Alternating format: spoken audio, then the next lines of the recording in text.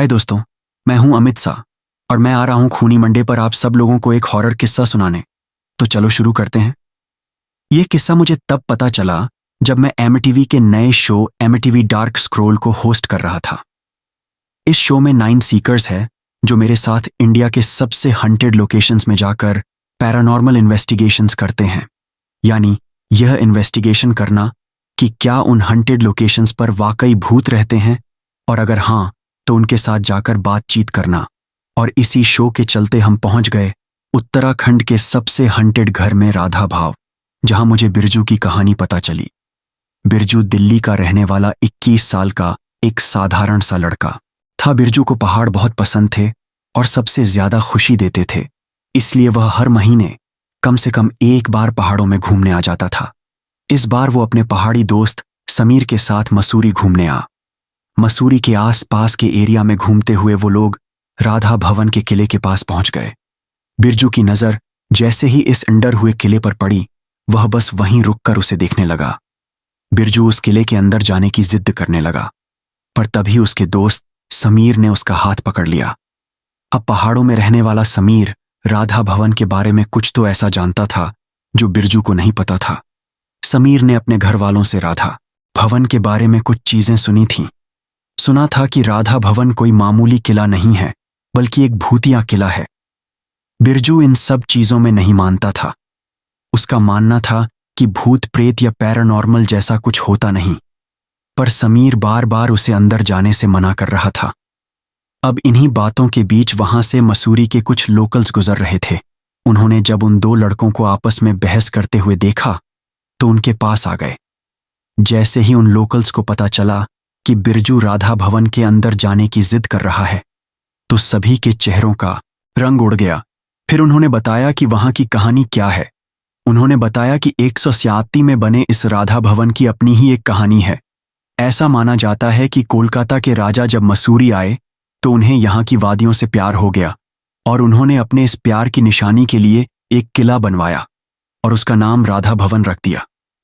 उस किले से उन्हें एक अलग सी अटैचमेंट हो गई, इतनी अटैचमेंट कि वह कभी मुड़कर कोलकाता वापस गए ही नहीं और उस किले में रहने लगे।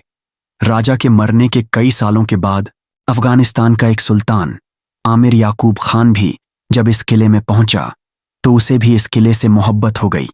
पर इस किले पर ब्रिटिशर्स की भी नजर थी। ब्रिटिशर्स के बहुत कोशिश करने के बावजूद भी सुल्तान ने उस किले को नहीं छोड़ा और उसका अंजाम बुरा था। ब्रिटिशर्स ने सुल्तान को उसी किले की एक काल कोठरी में बंदी बनाकर रख दिया और उसी में सुल्तान की मौत भी हो गई। कहते हैं कि सुल्तान ने अपना शरीर तो छोड़ दिया, उनकी आत्मा उस किले को नहीं छोड़ पाई।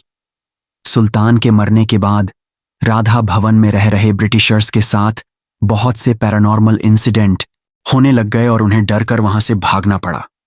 माना जाता है कि सुल्तान की आत्मा आज भी उस किले में रहती है और सुल्तान की आत्मा को उस किले में किसी भी और का होना बे नहीं है। कई लोग जो उस किले में गए, उनमें से बहुत लोग पागल हो गए और कुछ तो कभी किले से फिर कभी वापस ही नहीं लौटे। आज भी रात में उस किले से सुल्तान की दर्दनाक चीखने चिल्लाने की आवाजें आती हैं।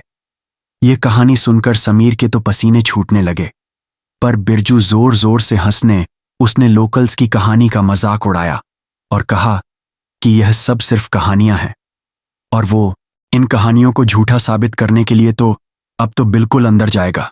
लोकल्स बिरजू से गुस्सा होकर वहां से चले गए और बिरजू राधा भवन के अंदर जाने लगा, पर समीर ने भी उसके साथ चलने से इनकार कर दिया। बिरजू उसे भी पीछे छोड़कर किले के अंदर जाने लगा। उस किले के अंदर जाते ही बिरजू की आंखें चमक उठीं। पता नहीं उसे उस खंडरई बिरजू को अचानक से थोड़ी ठंड लगने लगी। क्योंकि वह एक हिल स्टेशन पर था तो उसे यह बात अजीब नहीं लग रही थी। धीरे धीरे सूरज भी ढलने लगा था और राधा भवन के अंदर अंधेरा छने लगा था, पर बिरजू को उस किले से बाहर जाने का मन ही नहीं कर रहा था। बिरजू उस गले के अंदर खड़ा होकर उस कहानी वाले सुल्तान को आवाज देने लगा और उस सुल्तान पर हंसने लगा। लेकिन तभी अचानक से बिरजू को किसी के कदमों की आवाज सुनाई दी। पहले तो बिरजू को वो अपने मन का बहन लगा, पर तभी उसको कानों में उसे ऐसा लगा कि जैसे कोई बगल में खड़ा सांसें ले रहा हो। बिरजू के पूरे शरीर में एक कपकपी उठ गई। उसके बगल में कोई नहीं था, तभी उसके पैरों को किसी ने पकड़ा और वह जमीन पर गिर गया। जमीन पर गिरते ही उसके शरीर को कोई घसीट कर किले के अंदर लेकर जा रहा था। जैसे ही बिरजू ने अपने पैरों की तरफ देख तो उसका दिल दहल गया। एक आदमी सुल्तान के कपड़ों में उसके पैरों को पकड़कर घसीट रहा था। बिरजू डर के हमारे जोर जोर से चीखने चलाने लगा। तभी उस सुल्तान ने मुड़कर बिरजू को देखा और वो दृश्य बिरजू के दिमाग में हमेशा हमेशा के लिए छप गया था। उस सुल्तान के चेहरे की याद स्किन उतरी हुई थी और उसका पूरा बदन काला पड़ा हुआ था।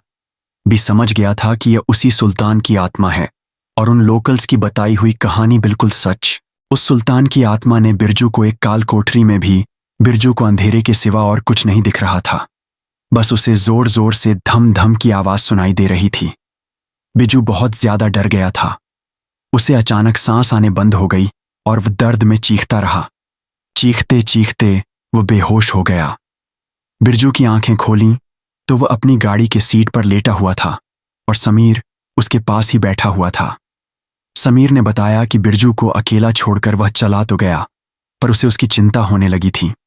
सूरज ढलने के कुछ देर के बाद समीर बिरजू को ढूंढता हुआ उस किले में गया और उसे बिरजू किले के बाहर एक मैदान में बेहोश पड़ा मिला था।